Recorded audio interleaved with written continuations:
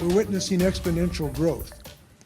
I've not used that term in some months, but regrettably, that is now the situation that we are in. New tonight, Washington Governor Jay Inslee announcing that Washington educators kindergarten through 12th grade will be required as a condition of employment to be fully vaccinated by October 18th.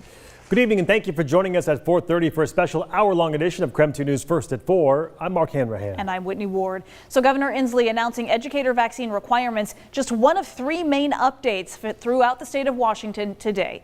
Ian Smay is joining us live here in the studio breaking down the impacts of Governor Inslee's announcement. Ian?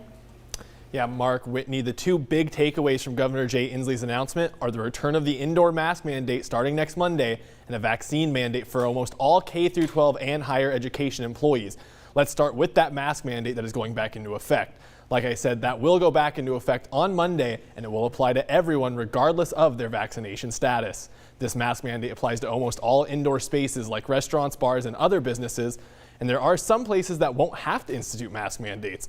Those include offices without normal public access, places where people work alone and don't interact with the public, and small private gatherings among fully vaccinated people. The Department of Health is also recommending masks for people in crowded outdoor areas, but that is not a mandate at this time. All of this is coming at a time where the state is seeing a surge in cases and hospitalizations. This week, our state broke its previous record for COVID hospitalizations set in December. The rate is, as I said, spectacularly almost vertical in our charts. We're witnessing exponential growth. I've not used that term in some months, but regrettably, that is now the situation that we are in. Leaders at the state and local level have said that about 95% of people hospitalized with COVID are unvaccinated. And with that, let's move on to that vaccine mandate for educational employees. That will apply to basically everyone who works in a K-12 or higher education job. It won't apply to students, though, with some younger students still not eligible for a vaccine. Those employees must be fully vaccinated, so 2 weeks past that final shot by October 18th. Inslee emphasized that this requirement will be enforced harshly, saying get a vaccine or you will be fired. There will be a process that will involve days, not months, where if people do not come in compliance, that they will be discharged.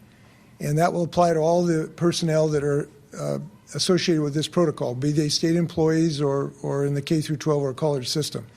And there will be a formal process of their discharge. This comes after State Superintendent Chris Rakedall asked Inslee last week to include K-12 schools in the vaccine mandate. Now, there are still some medical and religious exemptions, and we should also note that this also applies to people like substitute teachers, coaches, volunteers, and more. Inslee also said unions can negotiate to get their employees time off to get the vaccine or deal with its side effects, but one thing that isn't up for negotiation is offering a testing option for those that don't want to get vaccinated. Inslee has said that will not be allowed. Now, one thing to note is that in order for educational workers to be fully vaccinated by that deadline, they'll need to get that last shot no later than October 4th. Inslee was adamant that these steps are being taken in order to not have to shut down schools or the economy again like we saw last year. Whitney, Mark.